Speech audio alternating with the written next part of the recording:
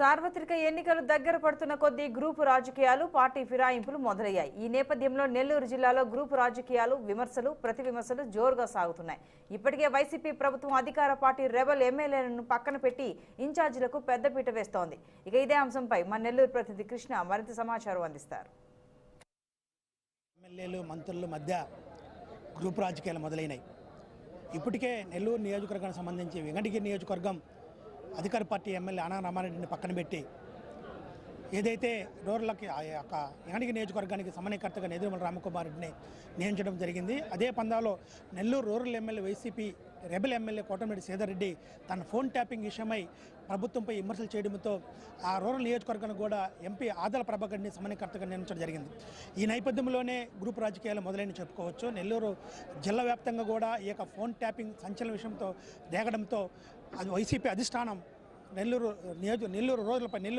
Rural నియోజకవర్గంపై ప్రత్యేకమైన దృష్టి పెట్టి ఆదల ప్రభాకర్ రెడ్డిని సమన్వయకర్తగా నియమించింది. ఈ నేపథ్యంలోనే ఆదల ప్రభాకర్ రెడ్డి తనతో పాటు ఉన్న నమ్ముకున్న రూరల్ నియోజకవర్గం సంబంధించిన కార్పొరేట్లు కావచ్చు, జడ్పీటీసీలు కావచ్చు, ఎంపీటీసీలు కావచ్చు, అందరితో కూడా రోజు ప్రతి గంటకి సమావేశాలు ఏర్పాటు చేస్తూ కూడా వాళ్ళకి కావాల్సిన పనుల్లో దగ్గరగా ప్రజలకు దగ్గర మమేకమవడానికి కూడా ప్రయత్నాలు చేస్తున్నారు. ఈ నేపథ్యంలోనే నిన్న దినం 16 మంది ఏదైతే రూరల్ నియోజకవర్గం సంబంధించిన 16 మంది కార్పొరేటర్లతో నెల్లూరు కార్పొరేషన్లో కమిషనర్తో పాటు సమావేశం ఏర్పాటు చేశారు. ఈ సమావేశంలో మేయర్కి ఎటువంటి ఆహ్వానం లేకుండా మేయర్కి సంబంధించి కోటమిరెడ్డి శబరిమల ఉంది కనుక మేయర్ని పక్కన పెట్టి ఈ యొక్క రూరల్కి సంబంధించిన కార్పొరేట్లు ఓన్లీ ఆదాల ప్రభాకర్ రెడ్డి శబరిమల ఉన్న కార్పొరేట్లు మాత్రమే ప్రత్యేక సమావేశం నిర్వహించి నెల్లూరు రూరల్కి సంబంధించి ఆ కార్పొరేట్ల డివిజన్లో ఏ సమస్యలు ఆ సమస్యలన్నీ త్వరగా పూర్తి చేయాలని కూడా కమిషనర్కి సంబంధిత అధికారులకి ఆదేశాలు జారీ చేశారు.